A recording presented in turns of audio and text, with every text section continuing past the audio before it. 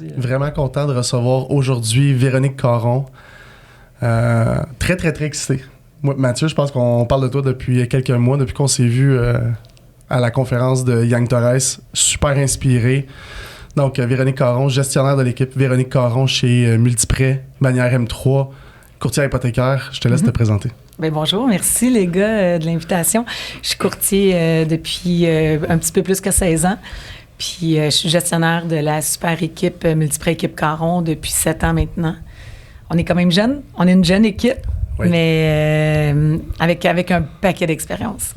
Je m'allais dire justement une équipe qui n'a pas beaucoup d'expérience, mais qui a beaucoup d'expérience, mais je veux dire qui est nouvelle. Oui. Mais c'est quand même 60 courtiers, travaillent 6 bureaux, oui. C'est ça? Oui, en fait. Vous êtes une gang, vous êtes une armée, là? Oh, on est une armée. Quand c'est le temps de se pencher sur un dossier qui est plus problématique, l'armée débarque, puis c'est pas long.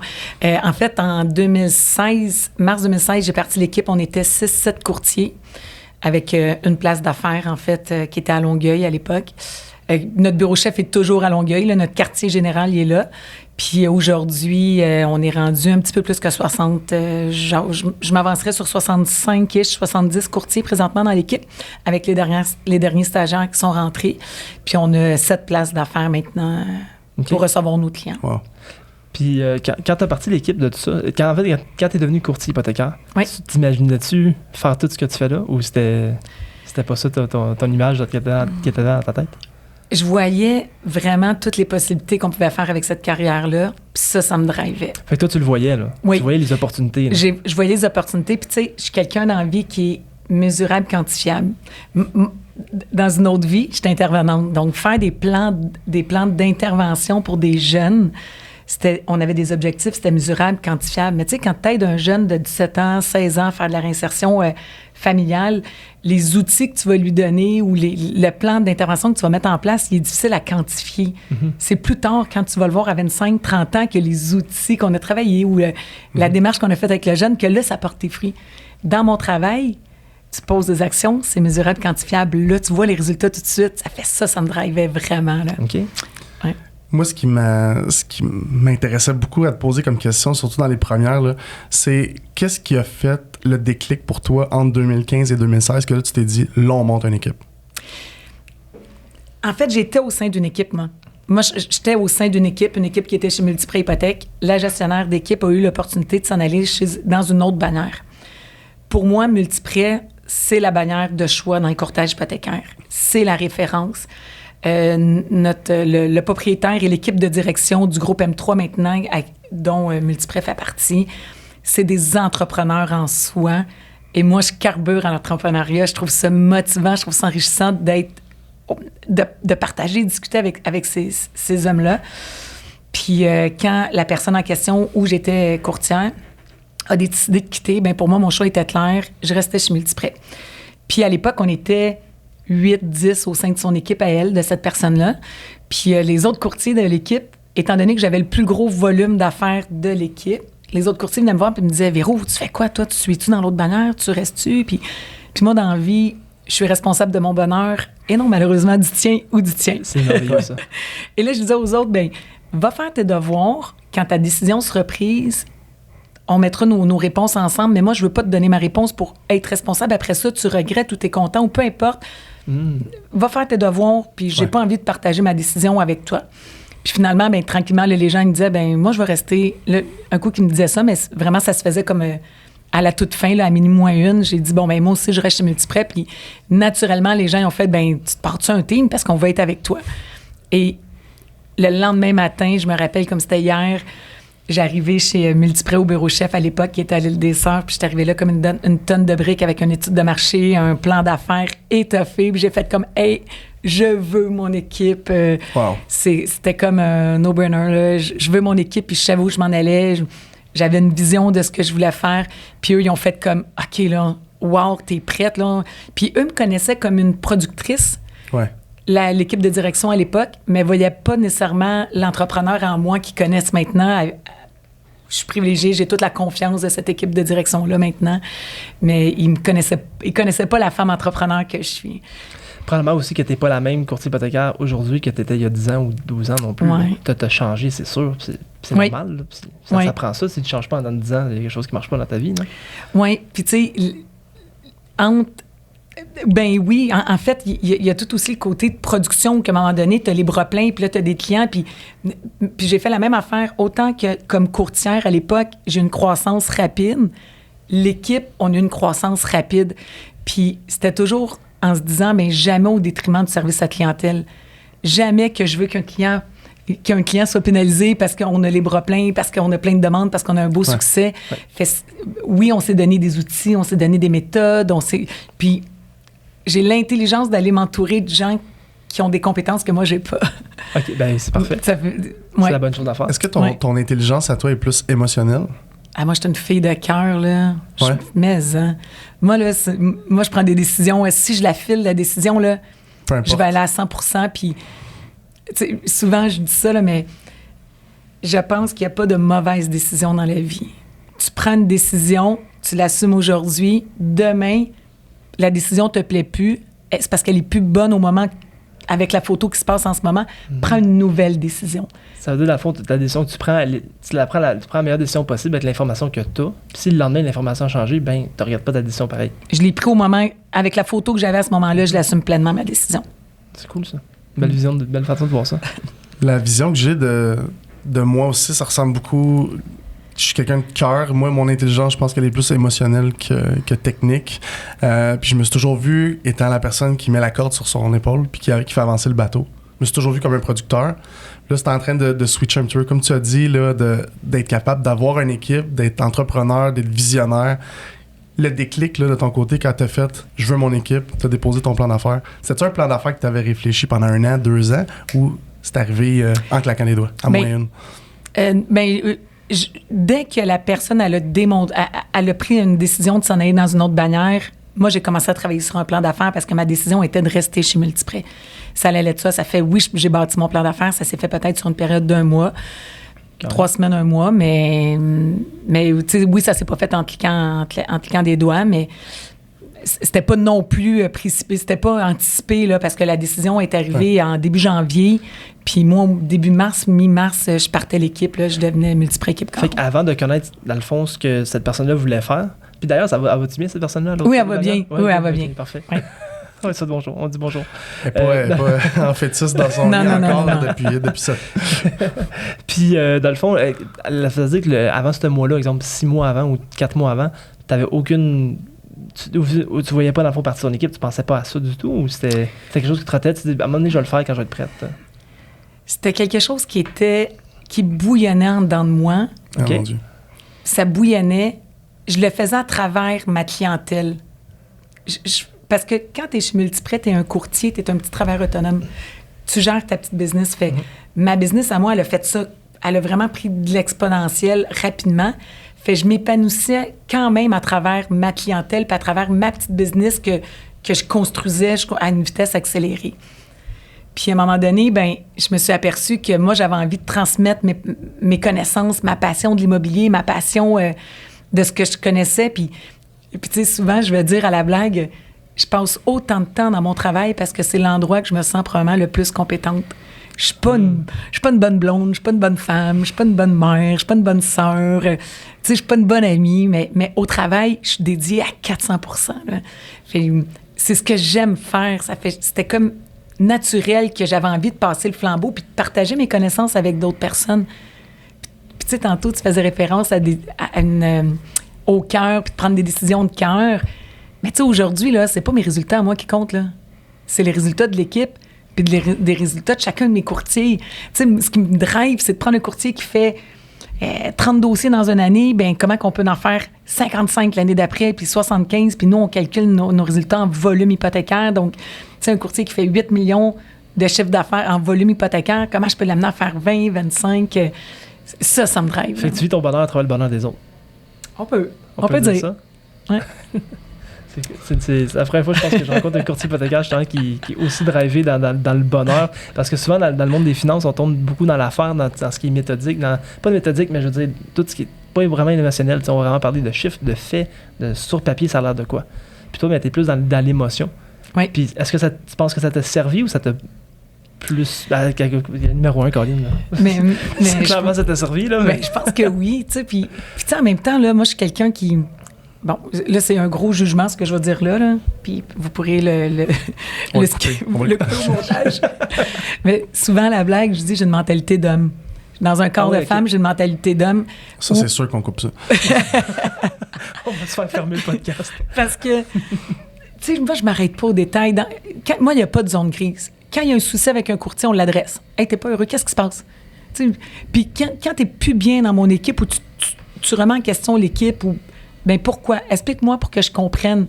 Est-ce que moi, j'en suis responsable? Est-ce que toi, t'en suis responsable? Est-ce qu'il y a des choses extérieures dont j'ai aucun contrôle, que je pourrais rien changer, mais viens, on va en discuter, parce que moi, des zones grises, là, j'aime pas ça. Je le file pas bien, là. Mm-hmm.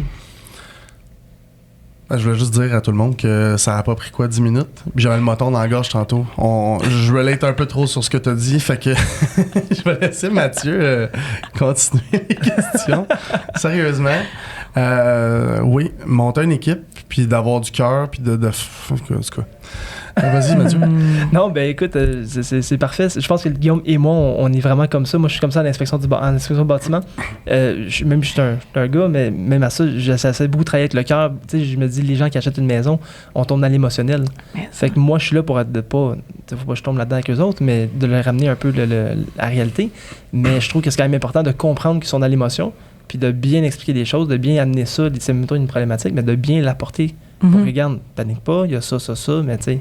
Donc, prends en considération avec tes émotions. Je suis souvent en mode, on adresse le problème, OK, on prend l'émotion, on l'a accepté, l'émotion, on l'a vécu, mais après ça, OK, let's go, on fait quoi? On a des solutions. Tu sais, des fois, les courtiers m'appellent, là, tabarnouche, le dossier, il marche pas, l'évaluation est sortie, ça fait aucun sens. Puis là, oui, OK, j'entends, t'es fâché, OK, maintenant, on fait quoi? Ouais, mais là, le souscripteur, on fait quoi?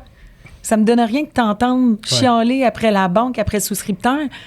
La politique de la banque, la norme de la banque, la valeur, la qualité du gage, il y a des choses qu'on contrôle pas. C'est maintenant, tout hors de ton contrôle. Exact. Mais mon contrôle à moi, c'est de dire, hey, on fait quoi maintenant? On réagit comment à cette situation-là? Puis, dans plein de sphères, dans ma vie de tous les jours, je suis comme ça aussi personnellement. On trouve une solution. On est en mode solution. L'image que j'ai de ça, c'est un pilote. Un pilote qui doit passer à travers une turbulence. Elle existe. Non, mais elle existe, la turbulence. Tu peux pas chialer qu'il y a une turbulence. Tu peux pas faire comme, oh my God, encore une turbulence. Non. Il passe à travers, puis il met les choses en place. Il y a des actions à mettre en place. À chaque fois dans ma vie que j'ai été en réaction à une circonstance, il y a eu de l'anxiété qui s'est créée. Puis à chaque fois que je me mettais en action, l'anxiété a tombé. Tu parlais de flou tantôt, tu parlais de gris. Va souffler sur le nuage, puis tu vas voir ton point B de l'autre côté. Ça, c'est... je pense que c'est ce qui est le plus important. Et quand tu montes une équipe de ton côté, qu'est-ce qui a fait en sorte que quand tu vois quelqu'un, tu le regardes dans les yeux, puis tu te dis, lui, c'est sûr qu'il me le faut. Il faut que l'on tombe à 61. Qu'est-ce qui fait... qu'est-ce qui spark? Il y a quelque chose chez moi qui est primordial, c'est l'engagement. Il faut que ce courtier-là me montre qu'il a envie d'être engagé. Il faut que ça fasse partie de tes valeurs, mais pas juste de tes valeurs dans ton mode de vie. Parce que, tu sais, c'est comme si, sois gentil, mais je veux pas que tu sois gentil, je veux que tu me montres que tu es gentil. Ça fait je veux pas juste que tu veux de l'éthique. De l'éthique. De l'éthique de travail, tu veux. Oui, je veux de l'engagement envers l'équipe. Donc, tu t'engages, tu partages tes connaissances, tu vas être présent dans les formations, dans les réunions, tu vas être engagé. Tu vas être engagé envers la bannière, envers notre cabinet Multiprêt. Tu vas être engagé personnellement auprès de tes clients. Tu vas t'engager à leur donner le meilleur de toi-même. Puis si tu n'es pas en mesure de le prendre le dossier parce que tu es fatigué, parce que tu as une armée qui va t'aider à le prendre ou partager avec quelqu'un de l'équipe qui va être en mesure de l'accompagner, ton client.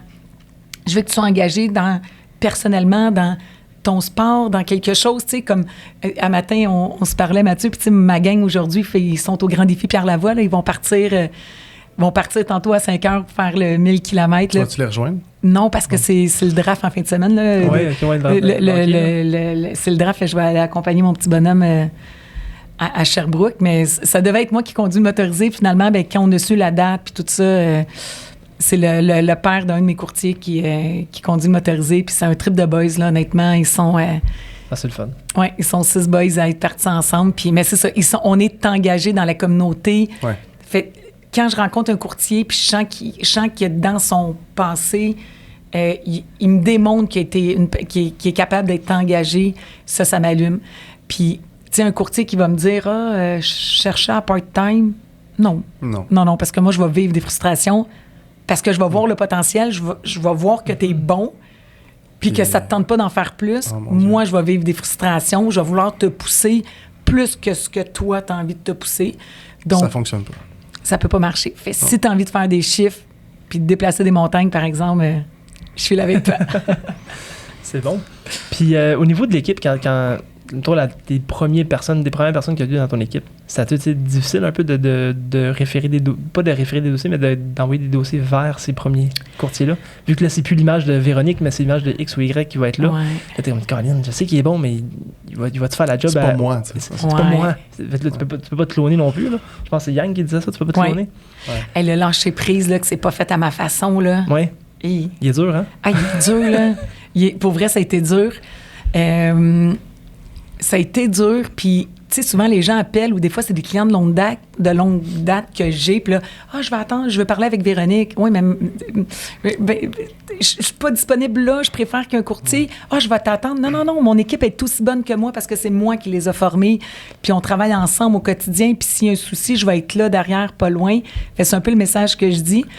J'essaie toujours d'impliquer ma gang, j'essaie toujours d'impliquer mon équipe dans des soirées, dans des partenariats pour qu'ils voient que je suis pas tout seul. Je suis pas c'est pas un one-man show, là. On est toute une armée là, à être dans l'équipe Caron. Mais oui, ça a été difficile. Ça serait te mentir, te dire ça s'est fait facile. Non, c'est pas vrai. En parlant d'équipe, puis en parlant de vous tenez, là, t'as-tu été déçu lors de la conférence de Yang que je pense qu'il y en avait 2-3?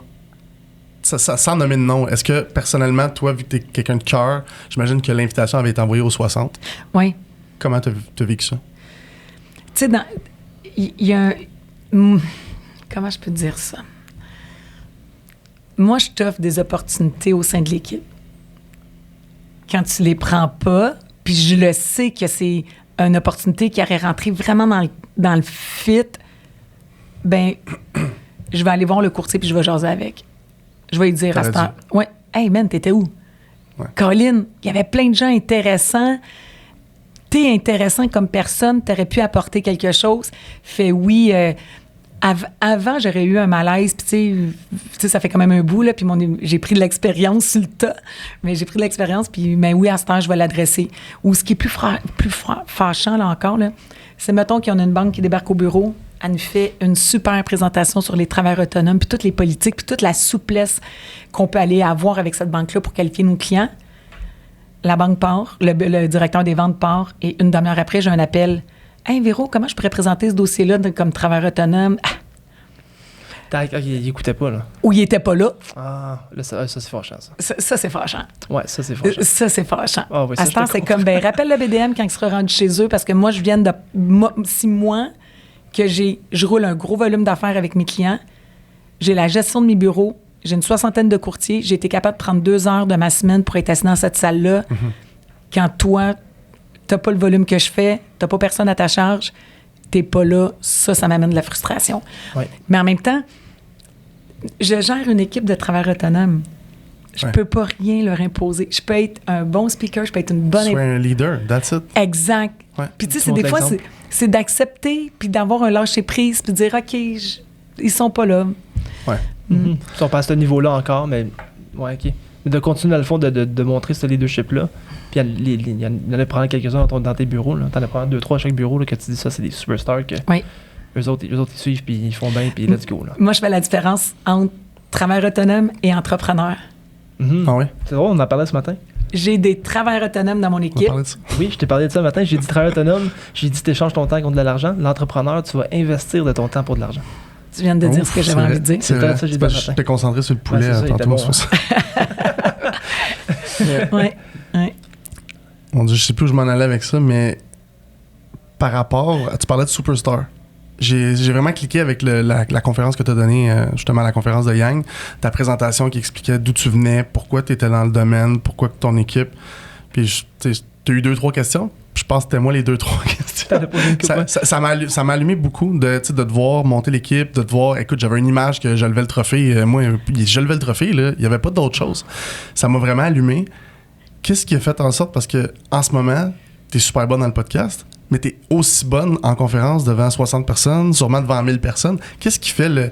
T'as-tu toujours été bonne devant le public ou ça s'est juste fait avec l'expérience? Dans une autre vie, j'étais intervenante en milieu scolaire. Ouais. Fait que quand tu vas parler de toxicomanie à des secondaires 5, il faut que tu sois un petit peu attrayante, puis il faut que tu sois dynamique, parce que ça se peut qu'eux autres... t'es pas assez cool. T'es pas assez cool ou ton message passera pas. Ça fait, je pense que je pense que j'ai appris à bâtir des présentations ou à être une bonne communicatrice. Sinon, tu sais, oui, je faisais des conférences en milieu scolaire, puis oui, à un moment donné, j'avais une centaine de parents qui m'adressaient pour expliquer, je sais pas, la prévention des troubles alimentaires ou quoi que ce soit.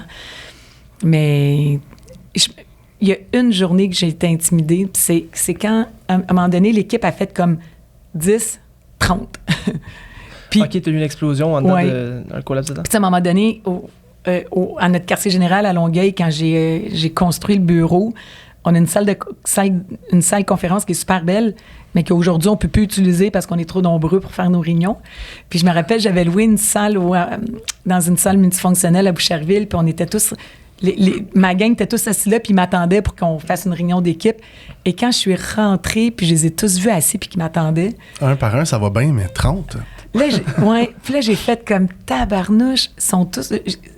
Là, Véro, il faut que tu sois hot parce que manque pas ton coup. Puis tu sais, on dirait que je m'étais mis de la pression. Puis quand je m'adresse à des gens, puis je le fais, là, à chaque fois que j'ai une réunion d'équipe avec ma gang, qu'elle soit en présentiel, qu'elle soit en Zoom, j'ai toujours un ordre du jour.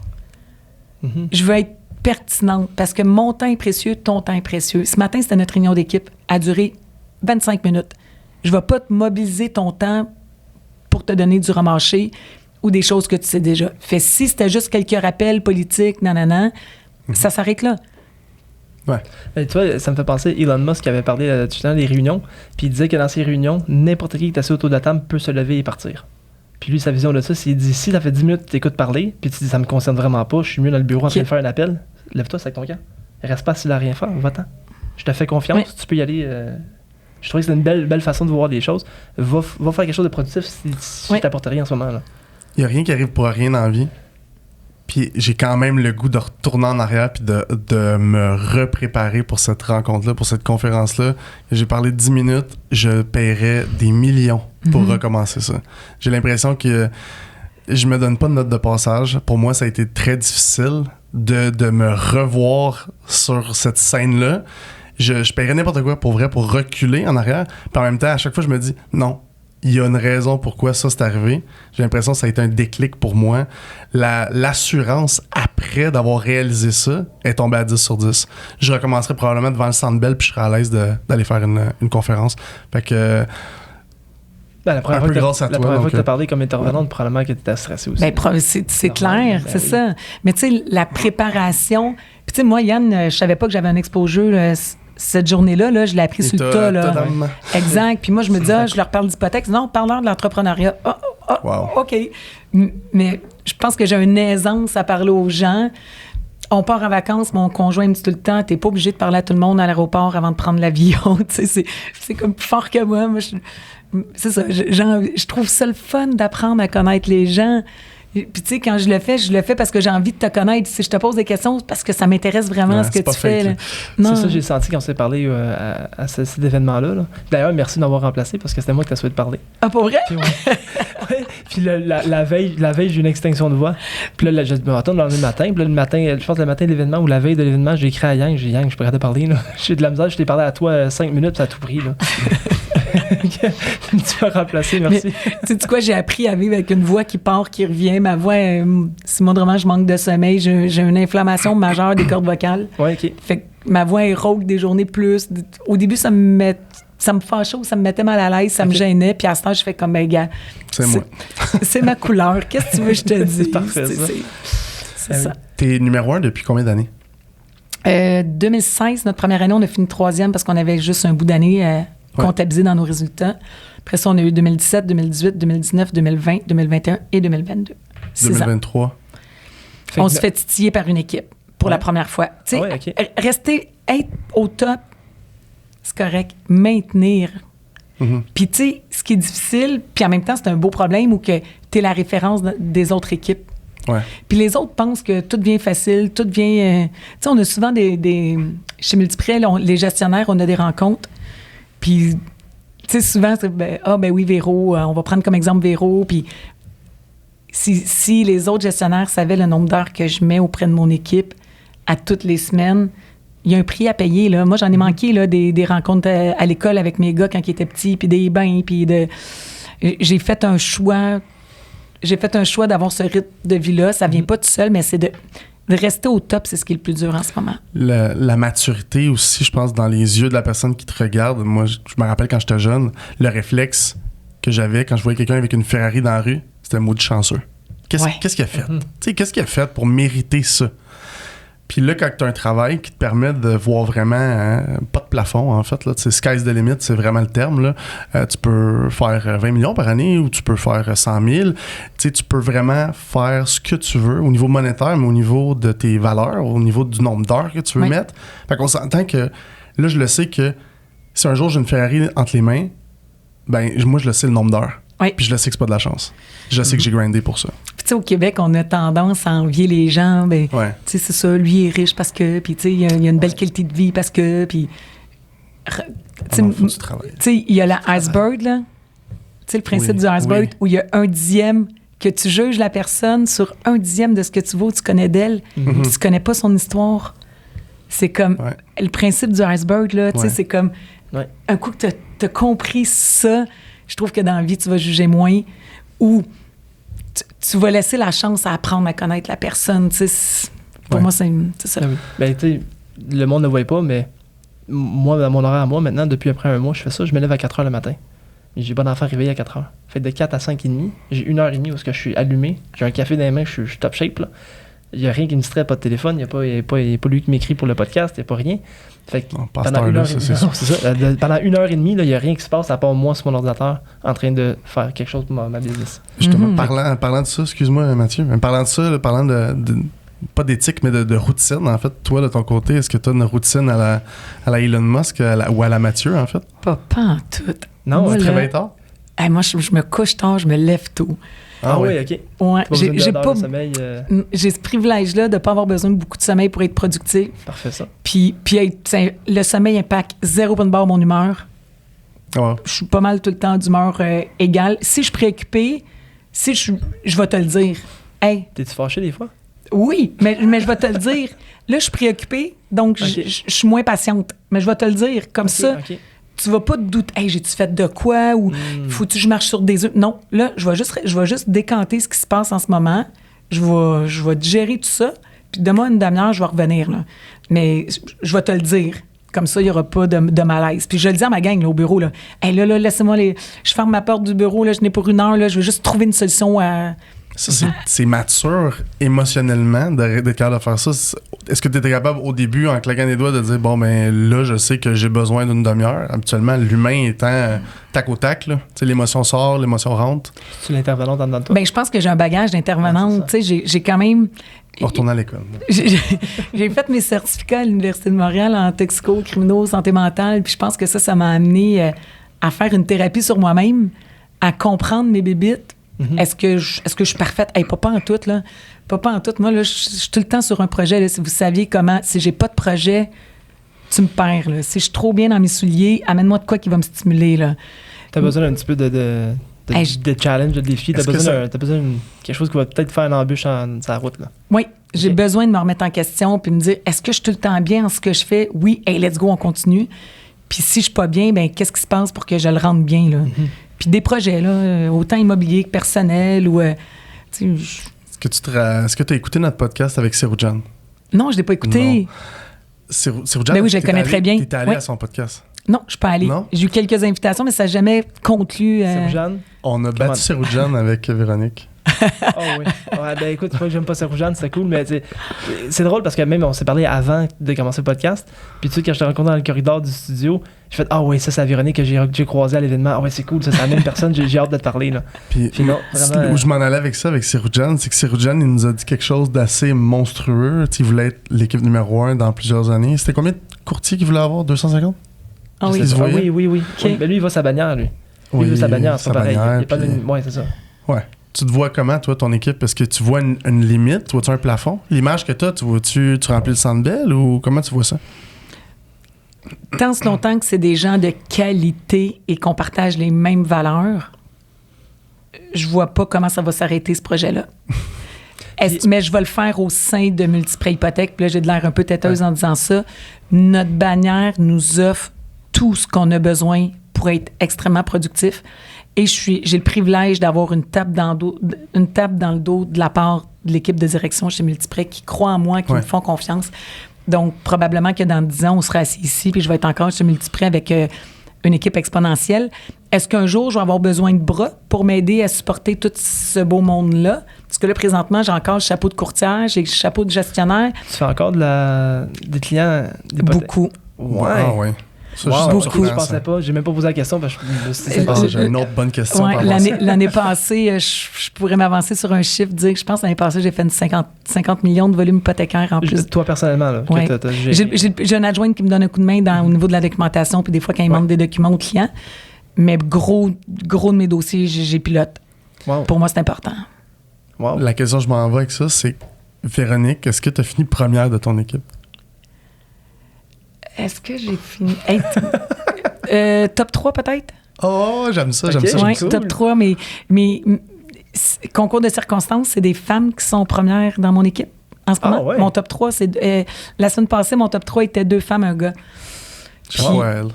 Pardon? Et à lui. Oui. J'ai de chapeau à elle et à lui. Oui, Ouais, exact. mais souvent, c'est plus des... On le voit en affaires, il y a plus souvent des hommes qui veulent aller en affaires puis réussir en affaires que de femmes en général. Puis c'est pas sexiste ou rien de ça. Là. C'est pas, Le courtage est un milieu d'hommes. Moi, je suis arrivée là, Ok, là c'est ça, comme c'est ça, gestionnaire c'est ça, le d'équipe. Là. OK. Premièrement, les 3 meilleures équipes chez Multiprêt, si je me trompe pas, c'est que des hommes. Et ils sont tous, ceux qui me suivent derrière moi, sont tous 2 ou 3 co-gestionnaires. L'équipe 2, Toi, l'équipe t'es 3. tout seul. Moi, je suis toute seule. Je suis toute seule avec... Wow. ouais. Tu sais, Wow. je suis une entrepreneur. Moi, j'ai décidé que le canal du courtage hypothécaire était payant. Je suis bonne. Je connais ma matière. Donc, tant si longtemps que ça va m'enrichir puis je vais être stimulée, la passion d'entrepreneur, c'est facile. Puis est-ce qu'il va falloir éventuellement que tu délaisses le courtage pour justement plus faire de la gestion d'équipe? Ou est-ce que tu vas toujours faire un petit peu de courtage? Bien, je pense qu'il faut que tu gardes la main. Ok. Honnêtement, c'est tellement compliqué en 2023 faire un prêt hypothécaire. Tu peux pas coacher le monde si tu gardes pas la main. Exact. Ça fait, je pense que je vais tout le temps garder une dizaine de millions qui va, de clients en volume d'affaires, là, de clients qui vont rentrer. C'est une maison, ça? 2023? Une maison. C'est un dossier. Ah oui. Ouais. Puis non, je pense que c'est ça. Puis tu sais, le contact client, mes clients à moi, là, je suis privilégiée. Là, ils m'appellent, ils me disent Hey Véro, mon fils veut s'acheter une maison. Là, tu sais, je fais le financement des enfants de mes clients. Wow. Tu veux-tu aider mon fils? Là? Il veut s'acheter une maison, il ne sait pas par où commencer. Puis je lui ai dit, là, il faut que tu appelles Véro parce qu'elle va t'aider, parce que moi, je ne comprenais rien avant que je rencontre Véro. Puis je suis privilégiée, j'aime ce que je fais. C'est quoi ta journée typique qui te rend 100% heureuse? Tu sais, une note parfaite. Là. Tu ferais quoi, mettons, de ton lever à ton coucher? Je me lève 6h30, 7h45. Non. Il y a des journées, je me lève à 6, 7 ans, je suis au bureau. J'ai le privilège que mon bureau soit à 1 kilomètre de chez nous. Je travaille du bureau à tous les jours. OK, tu travailles pas de chez toi du tout? Les vendredis, je m'en vais au chalet travailler quand je peux travailler du chalet. OK. C'est-tu parce que, question comme ça, avant de te couper, mais c'est-tu parce que t'es moins productive chez vous qu'au bureau?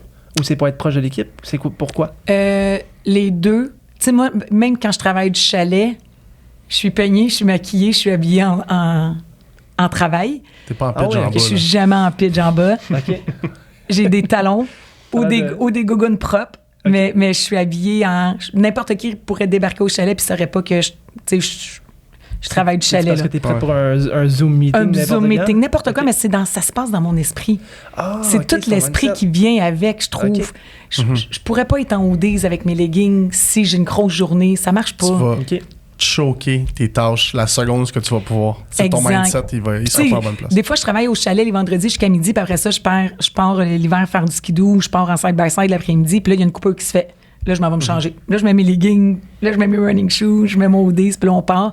Mais tant ce longtemps que je suis assis derrière l'ordinateur, pour moi, c'est important d'être professionnel, puis un mindset, une mentalité d'esprit qui se passe. Puis quand t'es sur le skidoo ou sur le 4 roues, peu importe, tu penses-tu encore à l'hypothèque ou t'es dans ce monde-là? Je fais le plein. Je fais le plein. Okay. Des fois, je pense plus à rien. Je fais juste regarder la nature. Ou des fois, il y a plein d'idées qui font comme « Ah, comment ça, j'ai pas fait ça à job? » Ou des fois, c'est un moment juste de zénitude, de sérénité, mais qui t'amène à des belles réflexions. Puis des fois, c'est des réflexions dans le cadre de mon travail, mais des bonnes. Là. Je peux pas dire que je pense jamais, quand je suis en skidoo, je pense jamais à mon travail. C'est pas vrai. Des fois, ça m'amène à faire « Hey, comment ça, j'ai pas pensé à ça? » Parce que là, je suis dans un bel esprit ou je sais pas comment t'expliquer, mais oui, des fois, je pense à rien puis je tripe sur la nature. Puis, OK. Ben ça, en fait, ma question, c'est que je voulais savoir, dans le fond, c'est sûr qu'on passe toute la job, même si on n'est pas sa job, là. On aime ça, ce qu'on fait. Mais je me demandais si dans le fond, tu pensais genre à des projets, des idées, des nouvelles affaires comme ça pour faire avancer ou tu pensais-tu à des problèmes puis à du stress puis à de l'inquiétude? Non, tout le temps pour avancer. C'est ça. C'est pour ça que j'ai resté un petit peu vague à ma question. Je voulais pas t'influencer, je voulais vraiment voir la direction que tu allais prendre. Oui, c'est vraiment pour avancer. Puis, tu sais, ma journée typique, je suis au bureau 7h, 7h moins quart. Ouais. J'essaie de clencher mes dossiers à moi. Ou des fois, quand il y a un dossier là, qui demande 3-4, le client a 3-4 propriétés, demande une analyse plus importante, je vais le faire soit tard le soir ou tôt le matin. Parce que j'essaie d'être concentrée à mon équipe le jour, d'être disponible pour eux autres. Okay. Donc, jusqu'à souvent... Puis mes courtiers le savent, là, à ce temps que je suis à 7 heures, ils me textent. « Véro, quand tu arrives au bureau, peux-tu m'appeler? Appelle-moi, je suis déjà là. » C'est souvent comme ça. Fait 7 heures, je suis au bureau, on commence la journée, je règle les dossiers qui sont un peu plus problématiques. Ou, bien, je suis en mode développement des affaires, souvent jusqu'à 9h30. Fait ce matin, ce bout-là. Puis après ça, la journée va commencer où... Ton équipe arrive à quelle heure? Est-ce que c'est du 8 à 5 ou il y en a qui vont varier? Non, les adjointes au bureau au quartier général de Longueuil, les autres vont rentrer à 8h30, font du 8h30-5. Okay. Puis les courtiers arrivent vers 9. Puis tu sais, là, on a le privilège d'avoir une journée qui se passe jamais de la même façon. Tu sais, des fois, on fait que du développement des affaires. Des fois, je vais soumettre 3 dossiers. Des fois, j'ai mes stagiaires que je fais venir au bureau aussi, là. Mes stagiaires où on fait du coaching. Je trouve un sujet qui est les rachats de parts aujourd'hui. Je sors des dossiers qui avaient du rachat de parts, puis là, on en décortique comment les présenter, comment les monter. Fait que des stagiaires, dans le fond, là, une question un peu naïve de ma part, mais quand tu deviens courtier hypothécaire, tu as un stage à faire? Oui.